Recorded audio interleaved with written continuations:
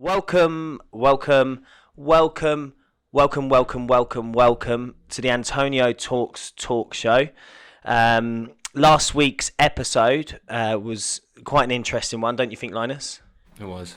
Why did you think so? It's very illuminating. It was, wasn't it? So we drank like a bottle of vodka on that show, didn't we? And by the end of it, I didn't remember what we were talking about. But I'm glad that we didn't say anything offensive. That's the main thing. Now, people are only offensive if they're deep down offensive. Do you know what I mean? I think you're a nice person. Even when you're drunk, you're still going to be a nice person. Do you know what I mean? So anyway, really great. I've got an amazing guest on today. I'm been really excited about interviewing this person. We've known each other since summer last year. You've been in and out of the recruited office and whatnot. We've crossed paths quite a few times. But looking forward to hearing your story, hearing about yourself. Well, today we've got Akbar Karenga. Did I pronounce that right? Thank you. Yeah, actually perfect. Amazing. It's like you know Swahili already. Yeah, so thank you, Linus, for the clap, and thank you, Antonio, for having me here as well. No, really appreciate it. Really appreciate you coming on. It's particularly you're at a new role now, so it's quite busy times for you. Mm-hmm. It's a lot of intense, a lot of transition, right? So. Yeah. Really keen to find out a little bit more about yourself. Tell us your story. Tell us what where you come from, your background. Prior to being in the industry, who you are, what you're about. Okay, I think I'm super proud to be British, but I'm really aware that I'm not English. So I was born in Burundi, Central Africa. It's like I'm bang on the equator. I was basically born on a volcano by a lake. And my dad was a journalist, so we moved around Belgium, Germany. He worked for the BBC version of Deutsche Welle is what they used to call it. And then so my first couple of years were actually learning German, being a little African baby in West Germany before the wall. So you can speak fluent German right now? No, I forgot all of it because I was you're too not young. Around it, right? Yeah. Moved back, but then moved to London where my dad used to actually work for the BBC. And that's where I've called home all this time. Amazing. If I should just jump in straight back to work-related stuff. So I spent 3 years living and working in Shanghai. So being very aware of being from another place and then having to make a life in another place 2 times already has really, really defined me. So yeah, that's... So how have you found... So that's an interesting background. So I suppose you've been a part of loads of different cultures then. In terms of that is loads of different cultures. I think. Would you say or not? I'd say you learn how to code switch. So, for example, I'm thinking your grandparents. For example, there's certain ways maybe they worked or they talked that was your house way of thinking, or I'm going to grandma or granddad's way of thinking. Yeah. But that was just condensed into my first 20 years of my life, basically. Yeah. Do you feel like that's given you a lot more ability to communicate with people because I suppose you can read people better, you can observe and it almost become like a chameleon in some ways, do you know what I mean, for different cultures? It is super useful because you kind of have to check yourself. So in China, if I was getting into a work thing or personal thing, I'd be like, hold on, that's just me. I'm that guy from West London and I've looked at it the West London way. Yeah. And then in other situations where I'm like, oh my God, this is definitely why I am my mum's son in this weird way there. So, go on, tell me what you mean by that. Why you're your mum's son? So, for example, just what I'd pick to when I go to a restaurant. Yeah. All my life has always been an extra dash of chili in everything that I've ever eaten. Yeah. And then when I get to any restaurant, I'm like, have you got the Tabasco? What's going on there? And that's just a preference that was built up from. But then ways of thinking, my mum was super, super open to people of other backgrounds, but she became really, really religious towards her late 20s. What religion? Don't you know what I'm asking? Yeah, she's a Muslim, so that's what I've got. But me, I'm not religious at all. But having seen somebody change from to this is super important means that although I might disagree or not particularly follow or love it, I respect it. Yeah, that's it. Well, to be honest, so my brother, he's been in prison in and out of a lot of his life, and he transitioned to Muslim in prison. But to be honest, and I've got to say, since he's done that, the type of person he is has absolutely changed. His demeanor, who he is, and the way the way he respects. He had no respect for other people before, zero respect. but the way he's sort of found peace. And I find that religion I'm not religious, right? I do believe in there is energy, and if you give energy, you get good energy back, right? And I feel like whatever your energy and state is, that's what the sort of resemblance of the world is around you. Let me just mute this 1 second. Sorry. So I'm not necessarily a religious person, but I do believe in there is something. What do you think? So I did philosophy and politics at university, so I had to write essays on. So this is going to be a great show. Oh, I don't know. If any of my professors are listening, I'm sorry. I apologise if I don't follow you. No, so that was a million years ago anyway. Deaf to the well-ordered mind is just the next step. That is a quote from Harry Potter, but it's followed me around. What does that actually mean to you? We don't know. By definition, we will never know what's going to happen next. Yeah. And also, we chase an answer to something that we don't know. The ancient Egyptians looked at the sun and thought a giant scarab beetle pushed it from one end to the other. From what they knew, that was their answer. Right now, there's still massive mysteries that we don't know about. Yeah. Right now, down in Marina Trench is a little worm that has a silicon-based makeup. We don't see it anywhere else on the planet, and it's going to change the way what life means and what life is. So sorry, step back for a second. Yeah. We've gone straight in. This is exactly the type of stuff I love to talk about. So, what do you mean? Is where silicon-based worm? So, for example, if I was to say, so what we say we need for life is some sort of light. There's certain pressure limits. How we ingest food. We think every organism follows some of these rough things. But there are certain situations at the bottom of the sea that cross out all of those things. So when we look for example, in the stars, we call it the Goldilocks, where you look for a place that is similar in size, with similar distance away from a star, which is similar size to our sun. We say that's Goldilocks. That's the best chance to find life. Yeah. But then after researching and seeing what's at the bottom of the sea, we're saying things that break those rules that mean that life could be on Titan, life could be anywhere, because it grows in different ways. So what you're saying is life, but does that mean that us as humans could live there, or is that just those organisms that could live there? Those organisms that could live there. So, but then if it starts from that organism, then surely, if you believe in the Darwin theory, right? Then surely it is capable of inhabiting. So you get into arguments of eternal regress. So what was before that was before that was before that was before that, and then when you get to the original progenitor before, that's where you usually get a justification for God. So we'll jump into simulation theory again shortly, but I think so have you seen, because this is great, so have you seen any planets that actually could inhabit actual humans right now, like they could be there right now, even though however many light years? Or do you know of any? I have no idea. NASA hasn't told me. NASA hasn't told you. They haven't given you a call yet. They don't text me back. They don't text you back. Amazing. So philosophy is quite an interesting topic then. So what made you, because if you talk about, we are impacted by the thoughts of the people that surround us, right? That's what you were saying earlier, right? Is that what you're saying or not? I mean, I was talking about my background. Yeah, your grandparents. If you go to your grandparents' house, the thoughts that they have, I guess they are the way that you live your life. Like the thoughts. So I guess what I'm trying to say, the thoughts you've been told, the things you've been told when you're younger, because children are like sponges and they absorb certain ways of living. Right? I don't believe anyone is inherently how they are. I don't know. What do you think? It's the nature versus nurture is, I think, a lot to do with nurture. But there are certain rules that are just in us that mean we learn in a certain way. So, for example, Noam Chomsky in language acquisition. You learn in a set order through listening, speaking, reading, writing. So imagine a young child, imagine like your oldest, when they started associating the word red with this thing. But if you look at that red letterbox, what is stopping that young person learning? Red is the name for that shape. or red is a name for that temperature you feel every time you hear red.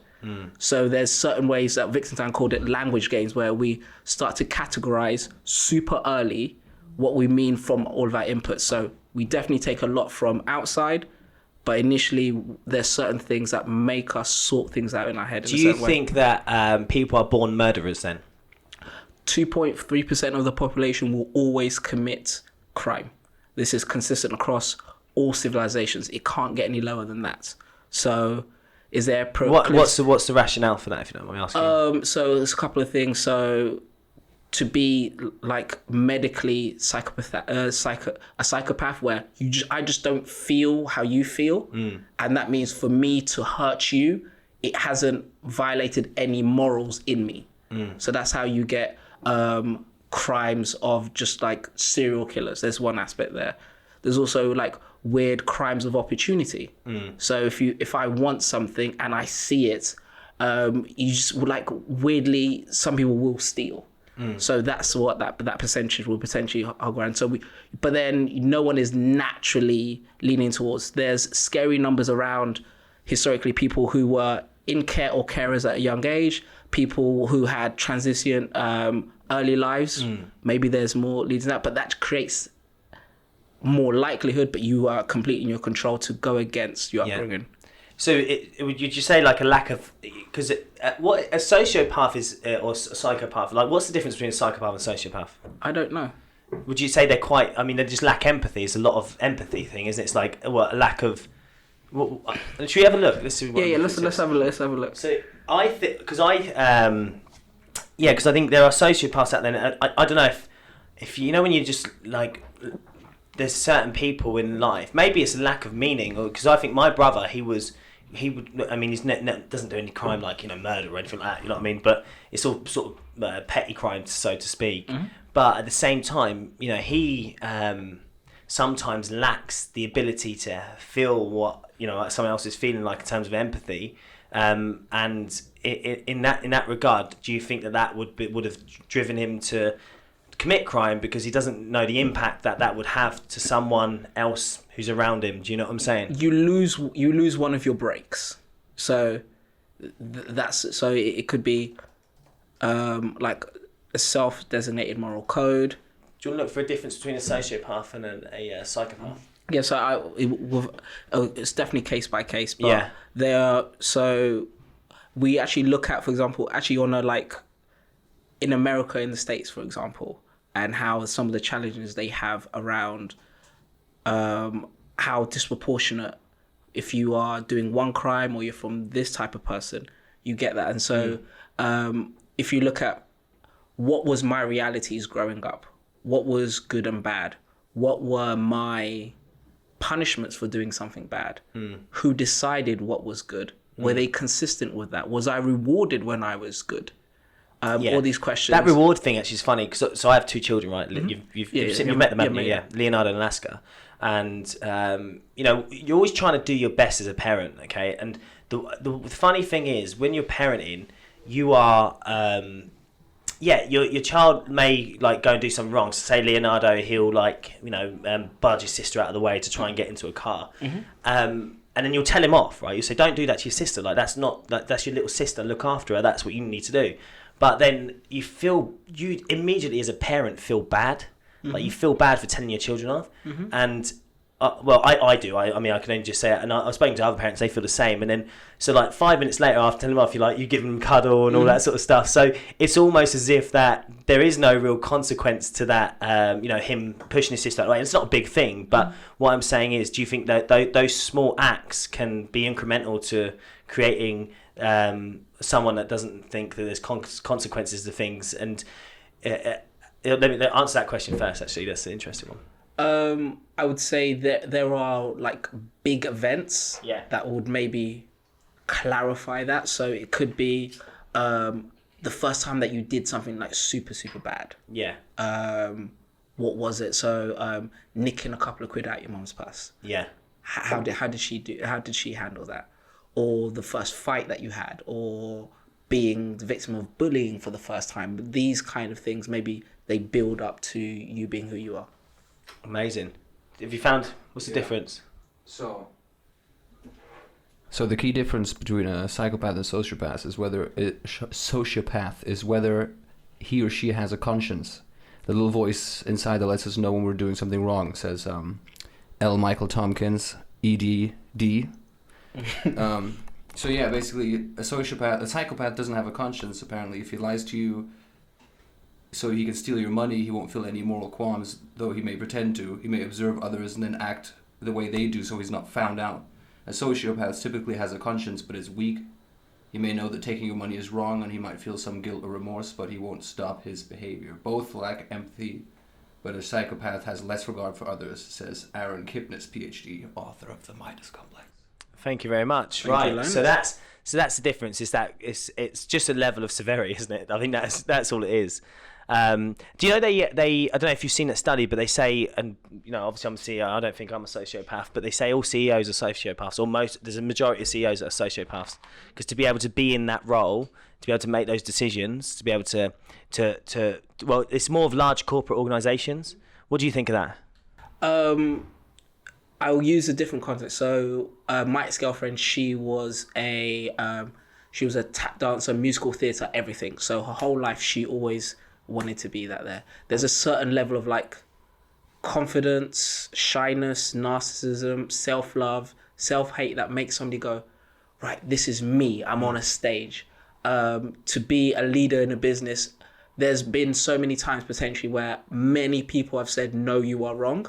And it's taken someone to go, but I'm right. So that's an interesting dynamic in itself. Like I've never run a company. I've only had small teams underneath me. So, I wouldn't know. What do you think? Well, I think my desire. So I do a lot of self-reflection, and I think we spoke about this before, Linus.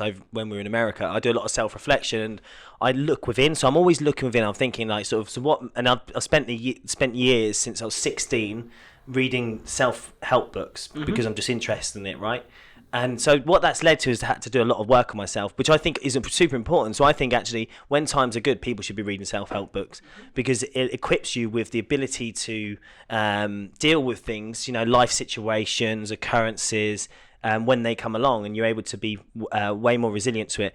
So I've done a lot of reflection, and my opinion is that I love attention. I love attention, right? And I won't shy away from that. I absolutely love it. But the reason I love it is because of my brother, I think, because he always got the attention because he was doing things naughty, and I always was doing the right thing, so to speak, right? So, and there's 1 year difference between us with 6 kids. 1 year difference, okay? So if you take it that way, so that's really where my what's it called, the desire for attention is. That's why I like to be centre stage. That's why I have a fucking podcast. That's why I do you know what I mean? That's why. But I don't think that's a bad thing, and people shy away from the fact that I love attention. Stop being an attention seeker. I think an attention seeker is actually is a really good thing because you're putting yourself out there, and I think to be an entrepreneur, to be and I'm obviously generalizing here, but I think traits in entrepreneurs are there that they want. Most entrepreneurs don't want stuff for money.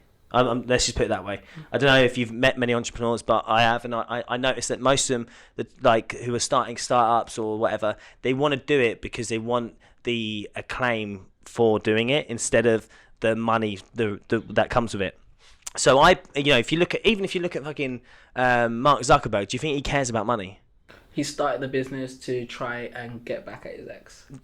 There we go, right? So there you go. That's it. So it's an attention piece, isn't it? It's an attention piece. Even Frank Sinatra, he said the best form of revenge is ultimate success. So it's basically to prove it's like a big fuck you, basically. Like this is, and that's I feel like why I've done the business, why I've gone down this route, and why I love attention is because of that. So I don't know what my question was, but am I a sociopath? I don't know. I can't fucking answer that question. You know. The episode. I actually can't answer that question. I definitely empathise 100%. I have a lot of empathy for people, but I'm not afraid to make the decisions when they need to be made if it's about survival. Do you know what I'm saying? Okay.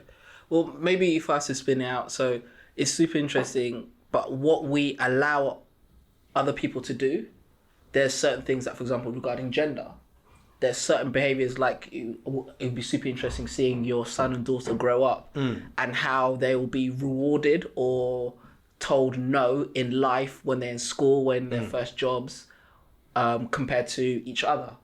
So they're like the big talk around, if I do something that's outgoing, I'm confident, I'm demanding.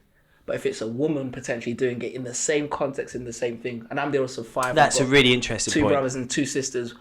She might get told, no, you're being too bossy. Yeah. Or oh my God, she's a bit of a bitch, isn't she? And then you see, and it's like, whoa, that's super unfair and inconsistent. So yeah, no, that is interesting, and I'm very mindful of that. Like when sort of raising my children, so I'm a single dad, and I'm very mindful of the way that Alaska is and Leo is, but I don't compensate to either or. I teach them what's right or wrong, but equally, I like when Alaska's being a bit bold. Do you know what I mean? I like when she's being a bit bold with Leonardo. I'm like, yes, keep going with that, because historically, the life is what you're saying. You know, are they being treated differently? You know, if a woman's sort of, or if they get little girls being a bit bolshy, you know, people tend to look at, you're not being what we look at, or what we see as a traditional, what a girl should be. But I love it. I'm like, because I think the world is a nasty. Absolutely, kick his fucking ass. And then there's other things you need to deal with when you're older.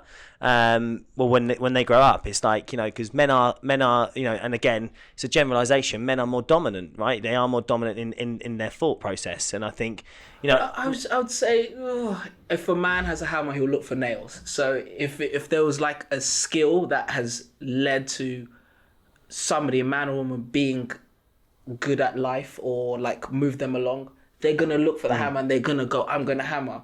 So if me at 8 years old, I got what I wanted by potentially pushing my little sister over, and then, or grabbing something, and then my mum says boys will be boys.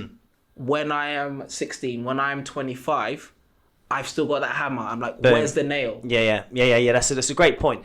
And this is a lot of the time, like, and again, this is what I'm like with Leo as well, is like, I'm like to him, you know, and again, is this the right thing considering the climate we're in when it comes to, you know, gender stereotypes, equality? Is this the right thing? You know, ladies first, which I'm like to Leo, ladies first, girls first all the time. You know what I mean? And that's me just being a gentleman and saying, hey, you know, that's not, but the whole point is, and that's what I'm trying to instill in him, the sort of what I believe is a gentleman, you know, and how you should respect women, because I was brought up by a woman. Like my mum, you know what I mean, she brought me up, so that's like, I'm like, always respect women, like that's what you need to do. So when I see stuff like that, I'm like, hey dude, you know, or dude, don't push your sister, you need to look after her. Do you know what I'm saying? Or if he comes running up and Alaska's just about to basically put her hand in to get a sweet, and he pushes her hand away, I'm like, no, dude, it's fucking. And I'm literally, this is the way I speak to him. But I'm like, no, dude, it's not like, I'm not like, I don't dress things up, right? I'm like, no, it's ladies first, dude. Like that's how it is.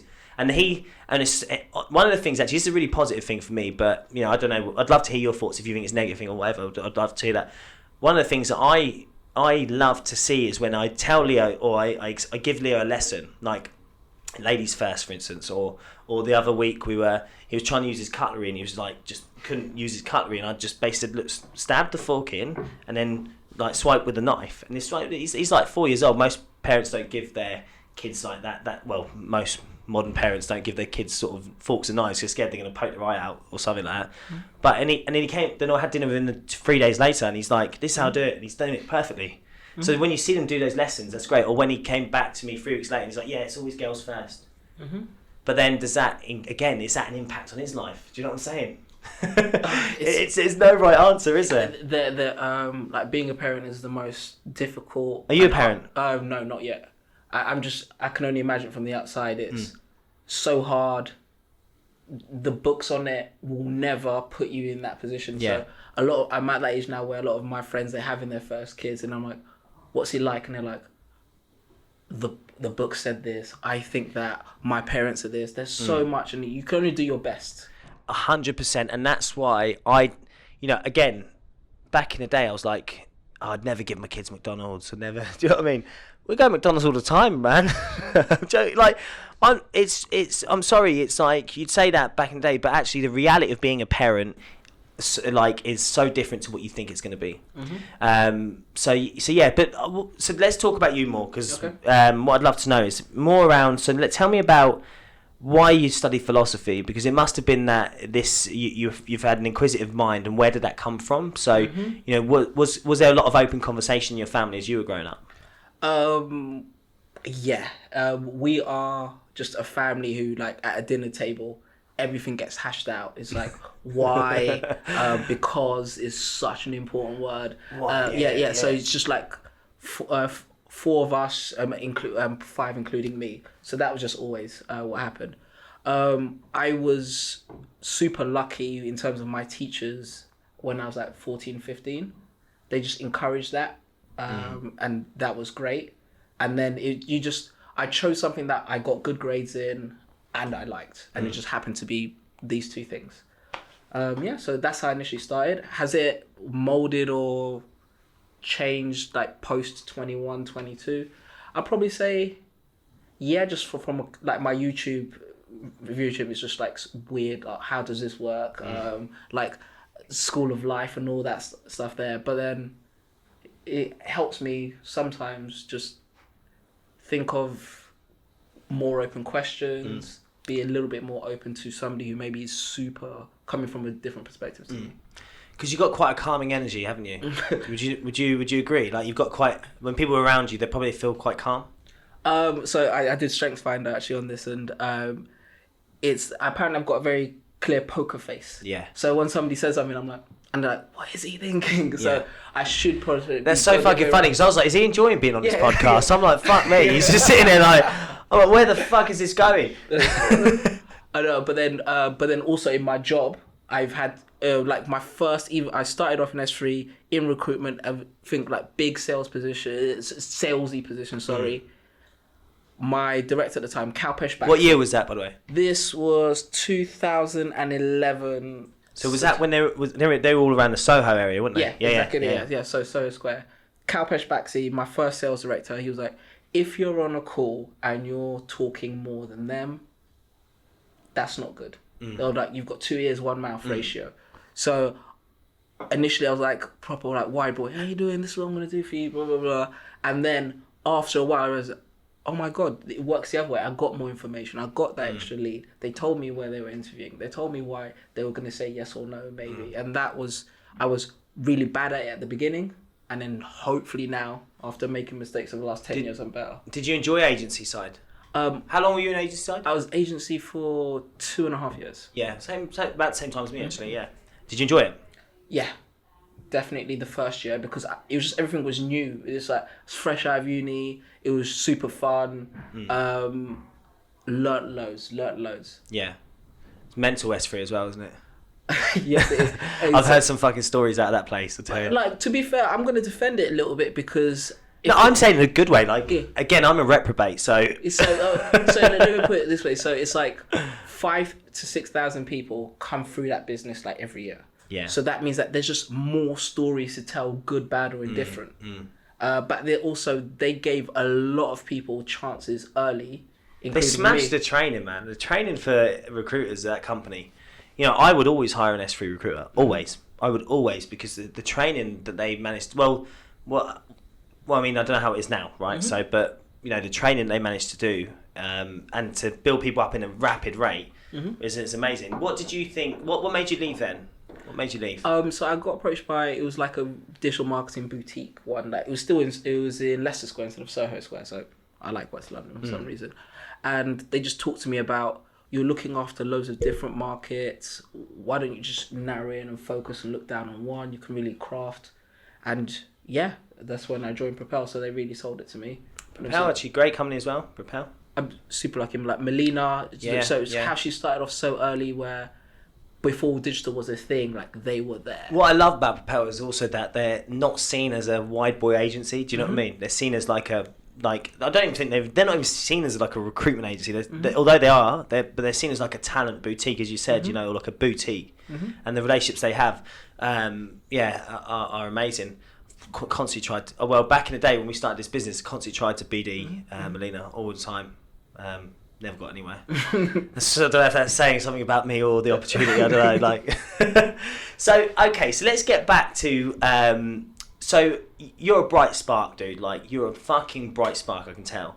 So why recruitment?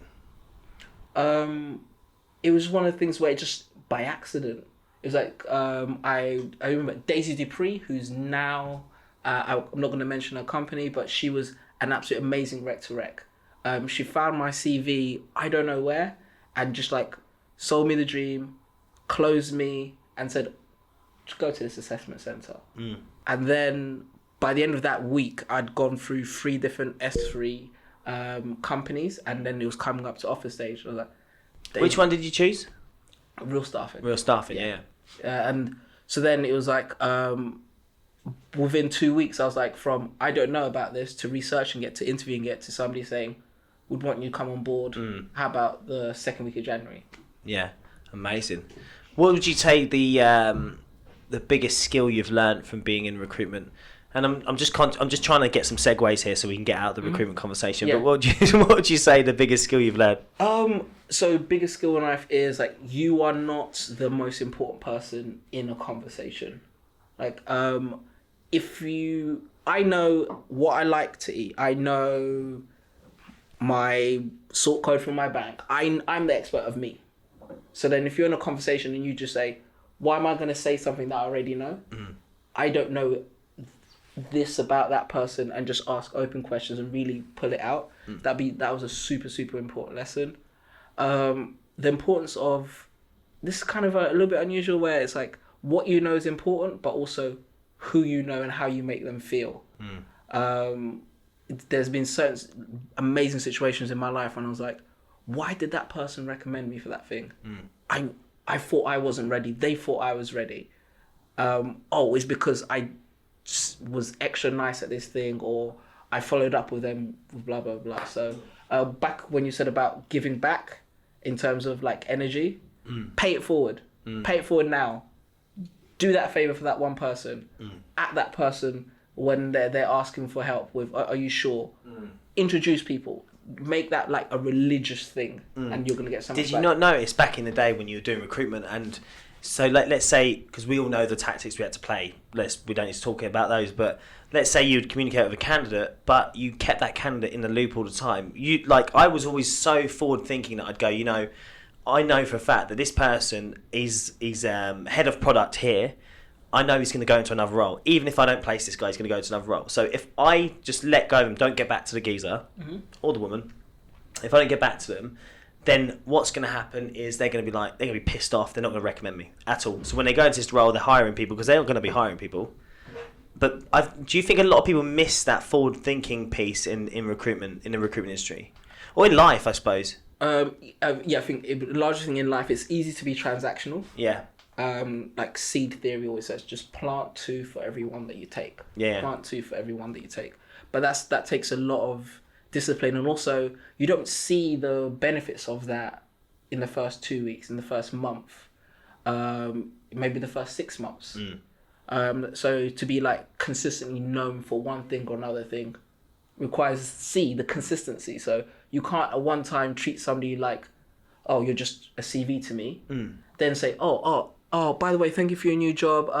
I can now be your trusted partner. I was like, whoa, what happened when the partner they wanted a job? And also it's demonstrable of the experience that you're going to give the candidates, isn't it? Do you know what I'm saying? Completely. So that's interesting. And why do you think humans are so transactional then? Because to be honest, actually, and I don't have any data to prove this, but I'm just going to go out there because we don't need to have data. We're on a podcast, doesn't really matter. Yeah. But I think like back in the day, people cared for each other more. Would you agree with that statement? No, I'd completely disagree. Like, okay, no, I guess not cared for each other more, but cared for the community more outside of their direct family. So now that's related to like power, distance, and group and individual thing. So you can measure that. So you grew up in West London, right? Yeah. So what was the place you grew up in like? So grew up council flat. Everyone is super international from everywhere. I went to like. I guarantee you that everyone was together as well. It was like a nice sort of like you'd all be in it. Well, I don't actually. I can't guarantee you this, but I grew up in a council estate. Everyone was in each other's houses. Everyone knew everything about each other. You knew literally when 28 they were like having arguments and everything like that. So, you know what I'm saying? You were in each other's pockets. Yeah. I remember in the summer, And this was the most amazing thing. And honestly, it gives me goosebumps. I'm literally got goosebumps talking about it right now. The summer, everyone's door was open. And these were like probably 30 houses on my street. 30 houses on my street, maybe even more. But 30 houses, and people were just in and out of each other's houses. Like, I could literally just walk in and out of everyone's house. Like, it was not a thing. Do you know what I mean? You know, and it was amazing, like that sense of community. And then we moved from there, and there was not a sense of community like around that area. There was a wider community, but it wasn't like on a street level like that we had on the estate when we were younger. So do you think that still exists today across the UK in the way it did before? Because I'm sure it does. So maybe I look at us growing up in around the southeast. We don't maybe realise how many people come from elsewhere to here and then call it home. So like they break that family bond, or oh my god, remember when that cinema was a bingo hall? That kind of thing where I know that place there. So when people come here, then they have to like look, maybe it's work friends, maybe like partners, blah blah blah, that crew. Yeah, that's what becomes to them, but they're not tied to the area. Yeah. So what do you mean by that? Talk more about that, because that's an interesting thing. It's not tied to the area, but do you think they have the same quality of... So people would go... So basically, often, if you're not from a council estate, you don't really know the dynamics of a council estate. Yeah. Do you know what I'm saying? So people would look at people from a council estate and go, oh, they're from a council estate. Do you know what I'm saying? Themselves, you know. But equally, the sense of community we had there would be so different to what the sense of community maybe is in, you know, I guess... an affluent part of London, like let's say an affluent part of London, because I think everyone keeps themselves. The higher you go up the rung in terms of, I guess, earnings, I think people keep to themselves more and more. Whereas I think like the lower, I think like I this is just what I'm observing in my life, and that's why I'm. That's okay, why that's what we're here. That's what we're talking. Exactly. Okay. What do you think about that? Like even down to Christmas lights. You know what I mean? Like on the estate, we had Christmas lights everywhere outside the houses, but you just go like a little bit down the road, and there was like the sort of like gated. Everyone's gated. There was no Christmas lights. You know what I mean? It was like these are just things I'm observing, but I kind of think like that is.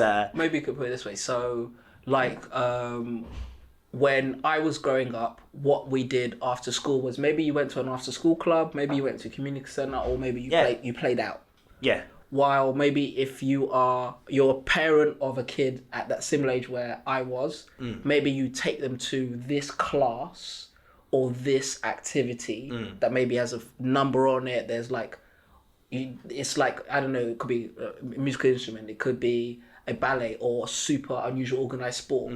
So you're still being that little kid, but it's like less... Controlled. Yeah. It's controlled. It's controlled. So, but then it's also, okay, so...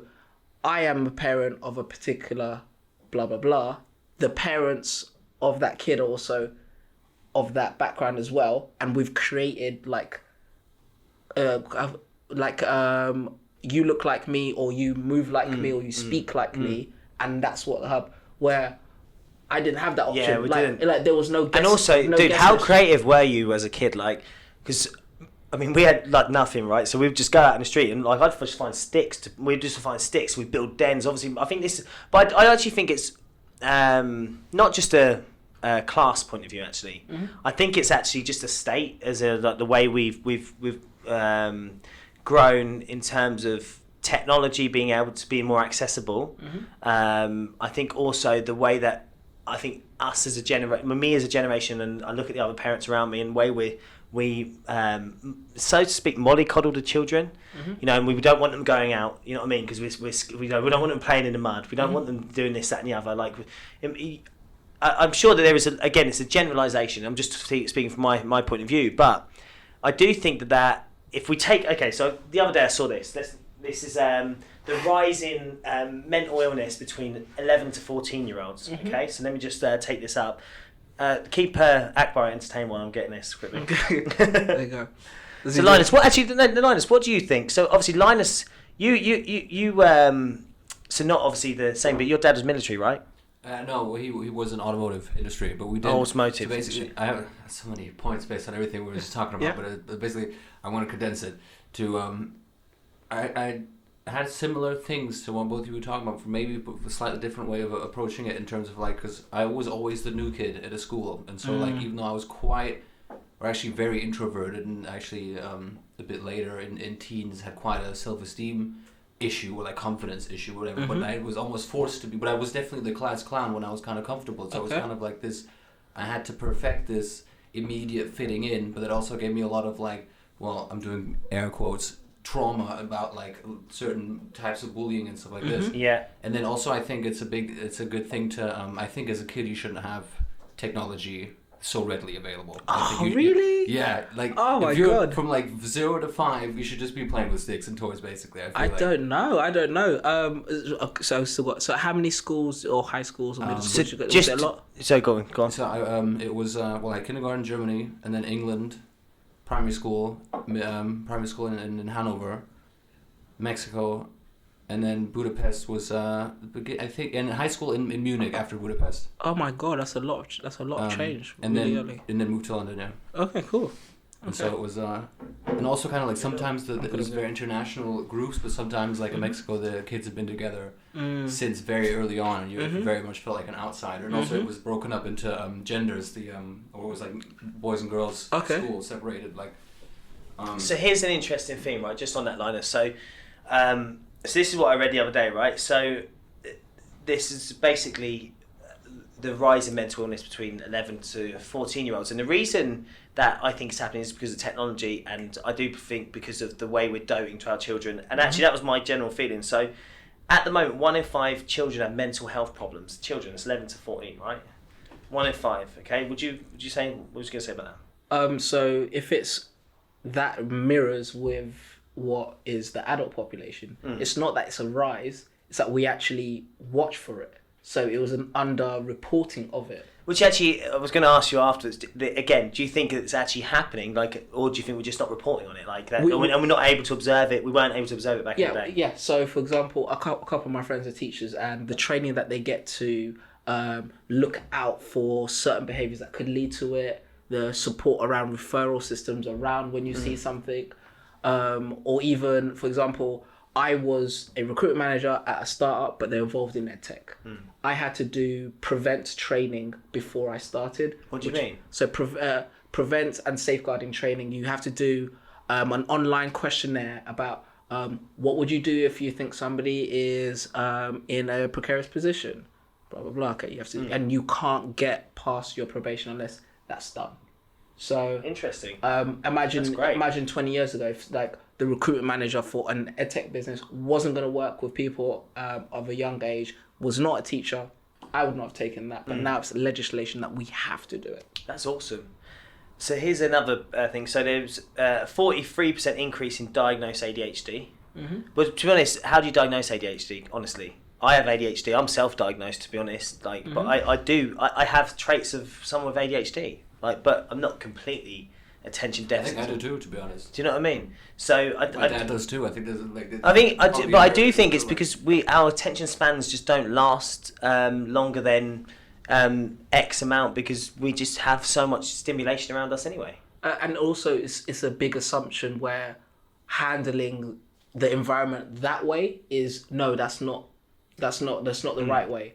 I mean, it's super alien. I imagine if actual alien goes, hey, how you doing? Oh, this is what we know about a 10-year-old. And then what do we do for 8 hours of the day? We ask them to sit down in a seat, be quiet, look at one thing. That's all. That's the weird thing, not the kid naturally acting a different way. He just wanted to get up, and also it's another.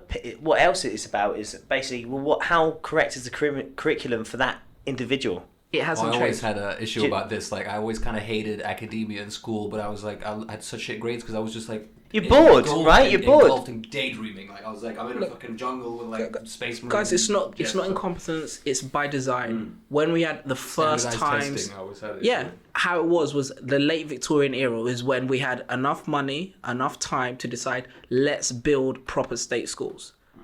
People who were doing jobs, you had the flat, the 2x2 by the mill in a new city, and that was standardized education in the school for that area.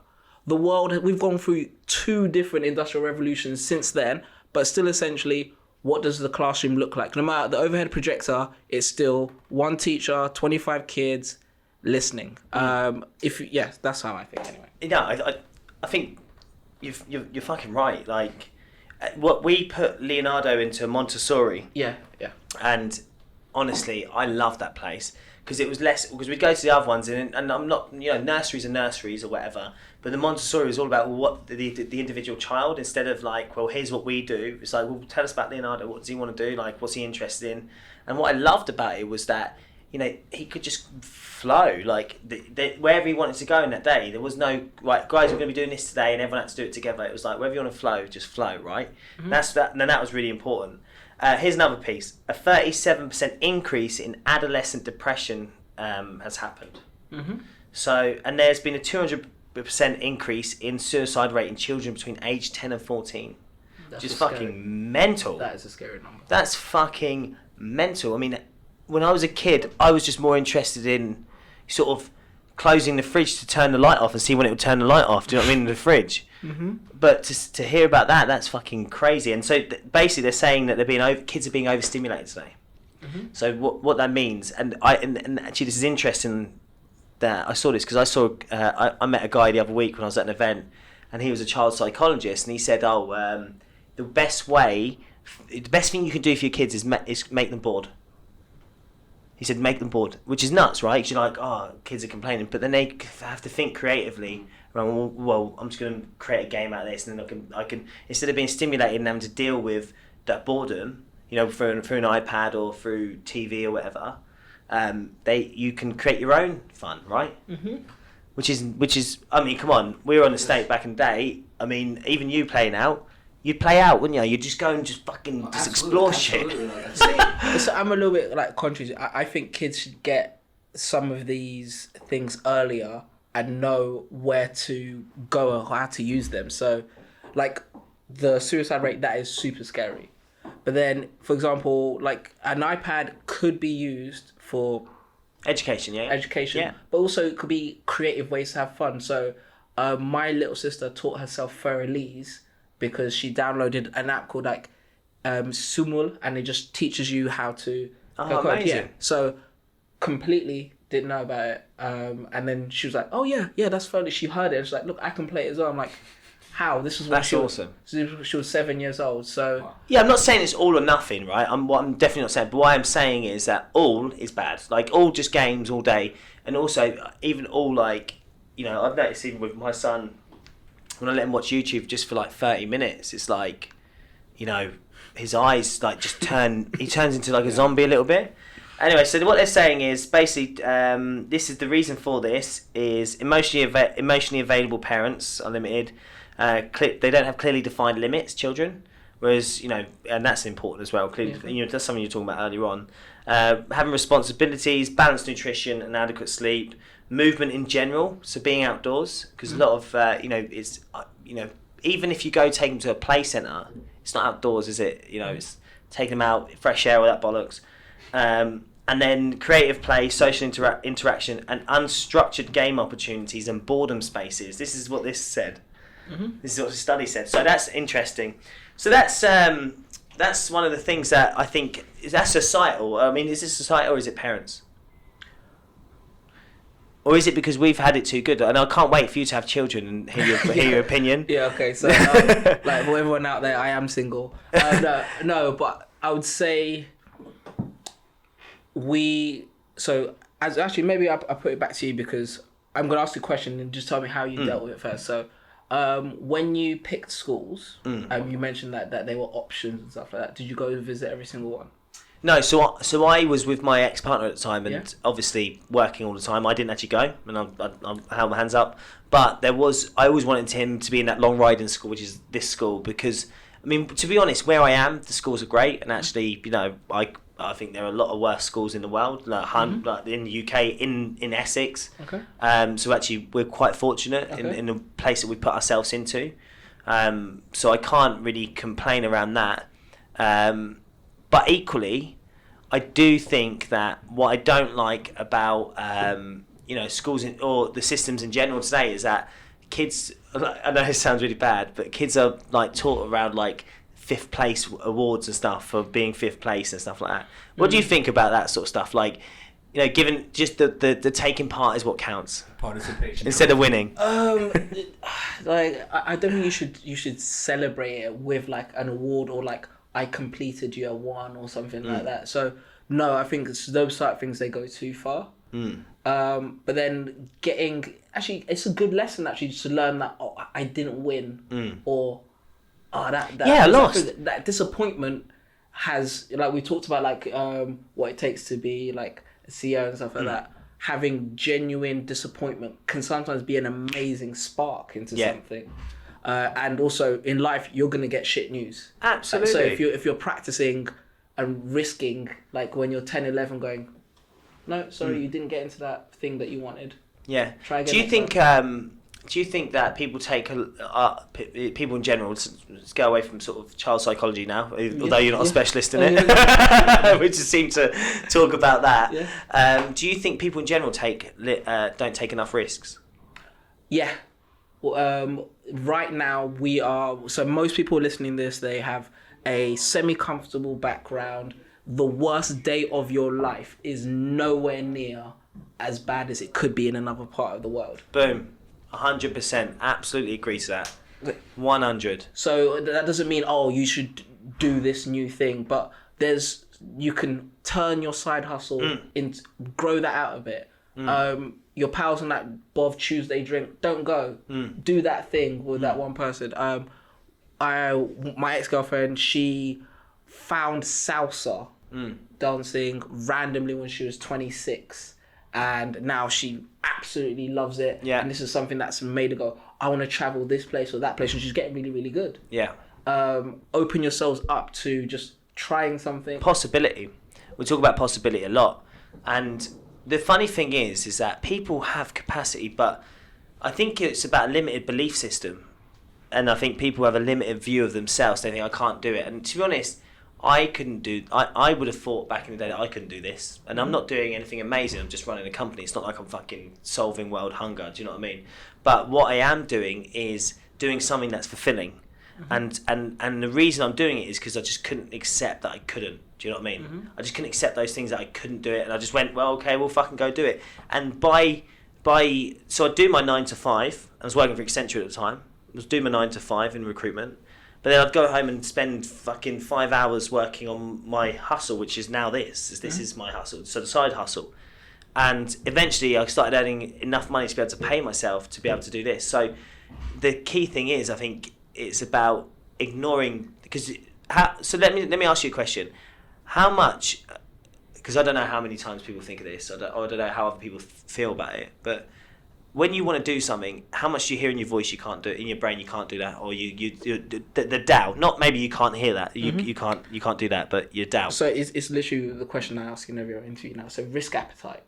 How much do I have? I'd say I am way yes. Why not? It takes a certain type of person to say, I'm going to move to Shanghai and without knowing anything about the language or the culture. Would you say it's because you have self-esteem? No, like my grandparents grew up without running water, in a third world country. My parents moved life in their lifetimes. They were the first people to have some sort of post-18 education. And then when we came here, we didn't know any of the language and we were always going to be like semi-comfortable. But then it was like, if there was one time my mum, she messaged me and goes, Akbar, I was like, why, what's up? I was in Shanghai and she was calling me going, it's too cold in Cork. And she was seeing a couple of her friends in the west coast of Ireland. I was like, Mum, what are you talking about? You were born in Central Africa and now you're looking on the Atlantic Ocean complaining about a lack of scarf to your son on a free app who's in Shanghai. So I've gone too far to say this little next step is too big. Yeah. Would you say you're quite an optimist? You have to. Yeah. Why? You have to. So let's say, what's the risk reward? So what is the potential reward of going, it could potentially work out? What about on the other side? Okay, what do you risk? So you might get disappointed. There's been many times in life where life will disappoint you, and it has disappointed me. And to be honest, life is going to disappoint you whether you want it or not anyway. Like, it's not even like, even if I put myself in this situation, I'm going to be fucking disappointed. Their life will hit you on the blind side, to quote Les Brown. Like you could be going really well, everything's going smooth, and all of a sudden just something just comes in that you just didn't even fucking think about, and it just hits you. But I do believe that that's the universe shifting you out of where you're setting your intentions anyway. So the universe will act on you if you have that intention to do it, and if you really want it. Again, back to even when we started, we made our own luck in certain ways. Where were you paying it forward? Oh, this opportunity dropped to you because something came back at you, or were you at that place? Were you at that pizza and beer social, or were you giving yourself the time to actually let me reflect on it? There are very few coincidences. I love that. By the way, I love that. Were you at that place? And to be honest, the more you put yourself out there, the more opportunity you're going to get to be seen. And it may not happen, as you said, like 1 week, 2 week, 3 week, 4 week, 5 week, 6 months, a year, but all of a sudden just something will come up in your life, and it always does. I think it always comes up in your life. I've never ever, when I've been even in this business, we've been running 2.5 years, when I've been in a situation where I've like really needed something to happen, a client to land, or I needed to be able to hire some people, and the right person, by the way, it's always happened. Like, it's just always happened at the right timing, in the right place. Because if it hadn't happened at that time, we wouldn't have been able to do what we needed to do, or wouldn't have been able to deliver on the client, or someone would have come in the business and have nothing to do. But it's always happened. And so I do think that there is a sense of synchronicity going on in this world that we can't see. How can we see it? Like, your body is made up of organisms, isn't it? It's made up of it's made up of organisms just all working together to move a body. Some are more advanced than others. Some are not. But it's made up of organisms. So actually, we aren't actually humans. We're a construct of organisms. In terms of like, just to that, where what's driving you, the institution of divorce was built very soon after marriage. We've already admitted it across several cultures, across 4 continents, that shit can fuck up. So what are we gonna do? Not get married? No, it doesn't make no sense. So are you gonna get married? I'm not sure. It depends on who. Do you think marriage is something like that is relevant today? The stuff around it is like super sexist, in terms of like the big day, the white dress, only men are speaking, and so that kind of... But do you think... I don't think men are what do you call it? What's the word? Are catalysts in that. I don't think... Because I think most men are like, yeah, we'll just chill, sit back, we're cool. Oh, okay, not men as in the man now. Yeah, but back in the day. The institution of marriage for love is... So here are the big ones. So it'd be... So in the UK, it would be in like the 1890s, where a woman's property stayed her own after marriage. Then it was the right to be able to vote, even though you weren't a married woman. Then it was like liberalization, like the invention of the pill. All these things meant that women are now being able to get more options around when they say yes, how they say yes. So if the pill was done in like the early 70s, that's how long. So our pet was... I'm 31. So my mum was going through it first time around. Oh my God, do I like the guy? That's how really new it is. So how men act in relationships and how women act in relationships. Yeah, I agree. Changed. But do you think that... So let's take Jeff Bezos, and obviously he's all right. But do you think that it's right that... I have no opinion on it, to be honest, at all. And I couldn't give a fuck where Jeff Bezos' money goes. But what I'm saying is, I'm just... Based on what you're saying... Do you think it's gone the other way then? Because now this woman, I don't know her name. What's her name? Jeff Bezos' wife's name. It's like basically she was with Jeff Bezos. And she got the largest divorce settlement, like billions. Yeah. And that marriage didn't work out. I'm sure that hit Jeff Bezos like a thorn. And I know obviously he's got loads of money, but I'm sure that hit him. But do you think she should have been rewarded that amount of money for that exit? equality is a very easy. But is that equal? This is the question. By the way, I think she should have been. But what I'm saying is, Mackenzie Bezos. Is it equal? Mackenzie Bezos. Is it equal because Jeff had built that company? How is it equal? There's no equal. That's not equality there. Okay. So he built the company. He went through the nights. He had the company beforehand. So what we're potentially talking about is the institution of divorce and the rules around it, how it gives equality to the outcome of a career. Is that fair? So no, not equality to the outcome of a career. What do you mean? Sorry, let's talk about step back. So it's under the assumption that these two people created a life together, and certain things around their personal life affected their business life. So she was able to argue, I helped contribute to the business around Jeff Bezos, and in law it said, okay, right, 50-50.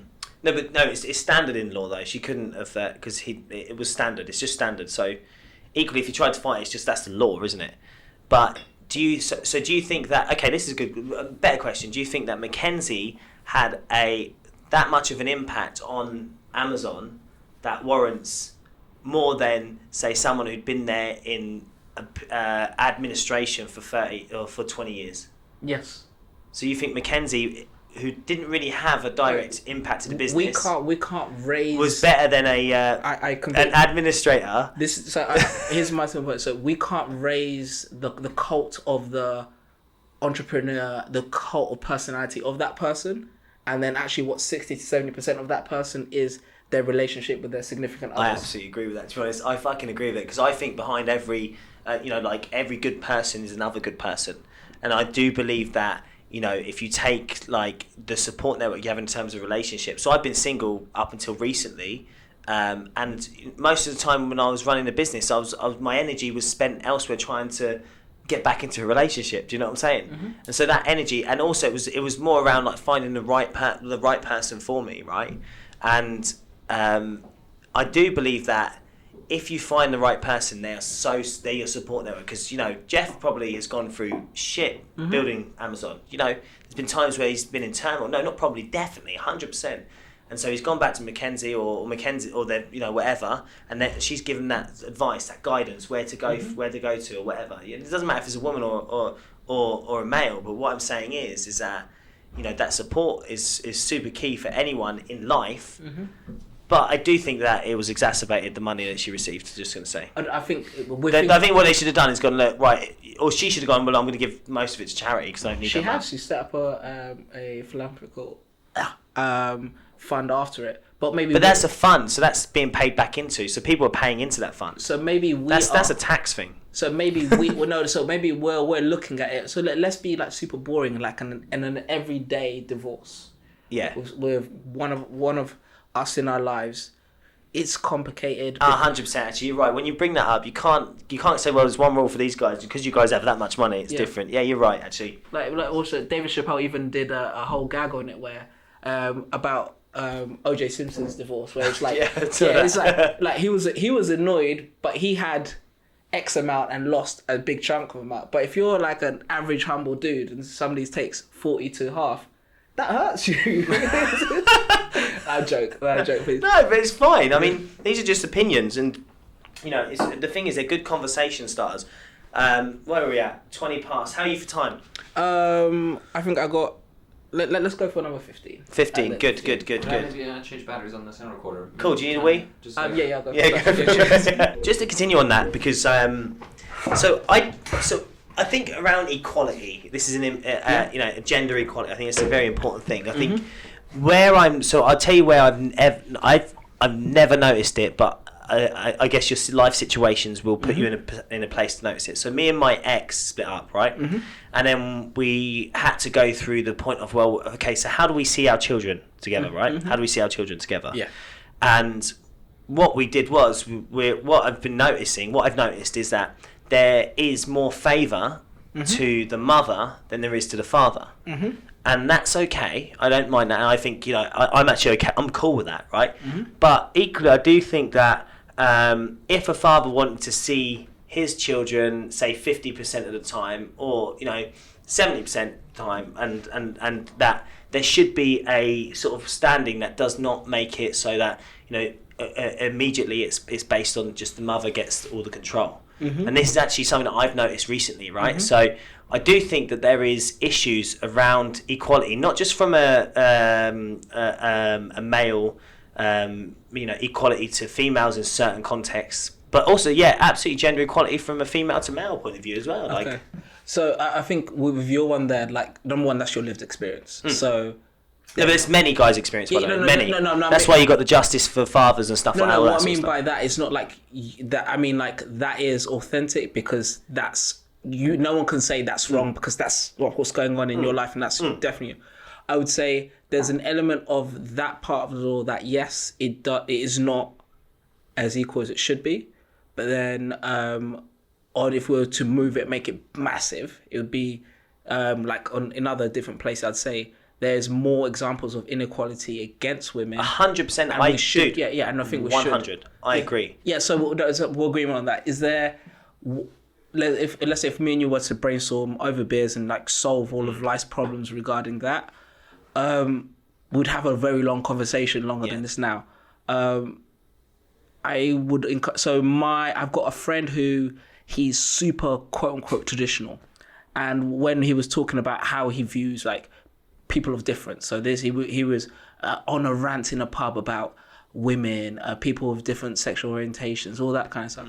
I was like, okay, take a step, okay? Imagine that you don't know who you're born or anything in your life. You're just about to be born.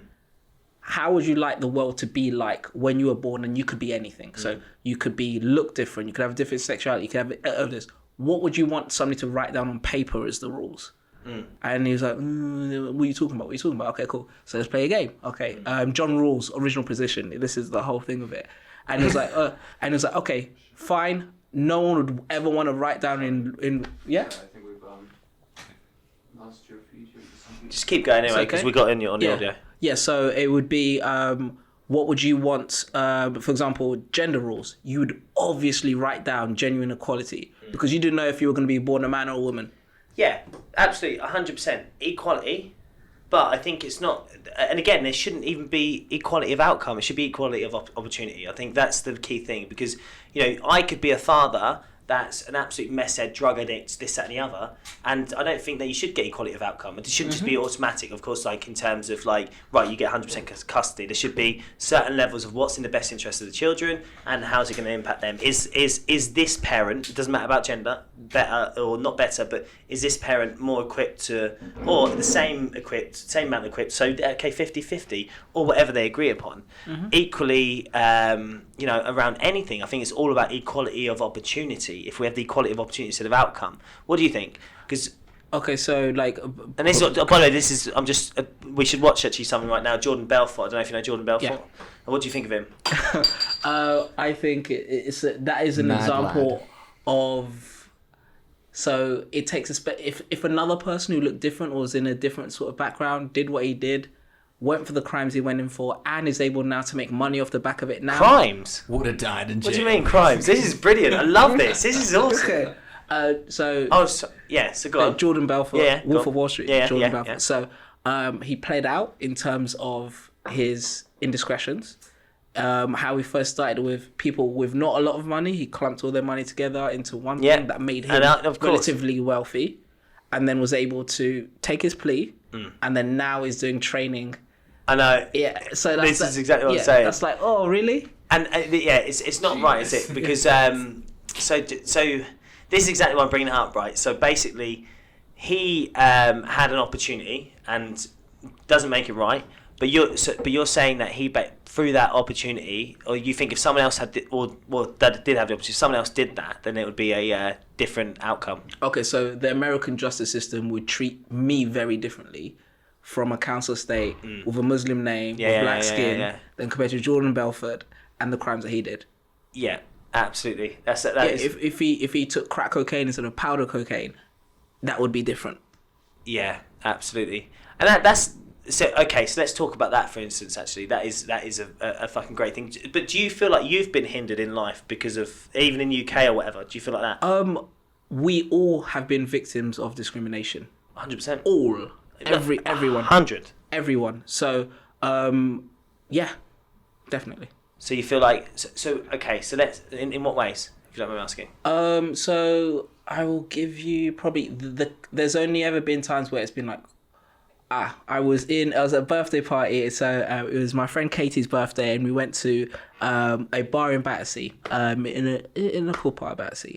And then I'm at the bar, and I sometimes like to wear wacky prints, and I was like in a dashiki, and this is like in the bar. So he goes, sick. I'm actually like sick. So like check my Insta, it's on there. And then like this. What's guy, your Instagram, by the way? Akbar Igram. Get him on there. Yeah, okay. And then he goes, like I'm at the bar, and guy goes, oh my god, yeah, it's great to have you here.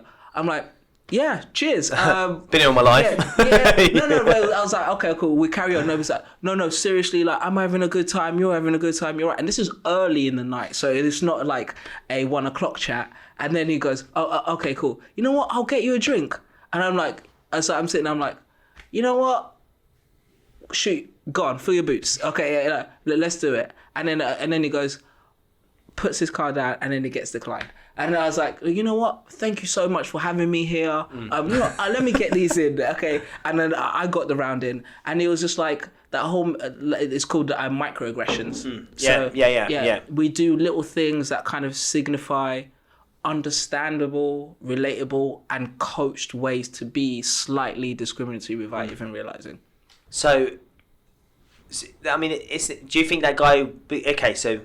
Do you think the guy had an intentional? Well, to be honest, you wouldn't do that first of all. So fucking, he's just an idiot, basically. He's just a fucking idiot, isn't he? He's just. So I'm not being funny, actually. I was going to ask a question, but I was like, no, he's just being a fucking idiot. No.